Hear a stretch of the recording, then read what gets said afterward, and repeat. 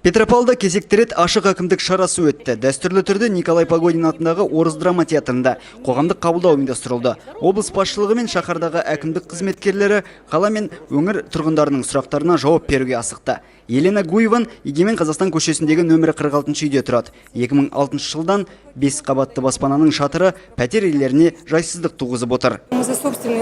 Біз шатырды жөндеуге мемлекеттік бағдарламаға әлек алмадық. Оны жөндеуге өз қаражатымызды жұмсадық. Алайда шатырымыз баяғы жартас, сол жартас қалпында. Тіпті жобалық сметалық құжат та бар. Я думаю, что мы этот вопрос тоже решим. Біз сіздің мәселеңізді назарға алдық. Жергілікті бюджеттен қаржы жетпейді. Сондықтан республикадан көмек сұраймыз. Егер ақша бөлінсе, міндетті түрде мәселеңізді шешеміз. Ашық әкімдік шарасына жер қатынастары әлеуметтік тақырыптағы мәселелер де көтерілді. Әр азамат көкейінде жүрген сауалын тиісті ведомство басшылығына жолдау мүмкіндігіне ие болды.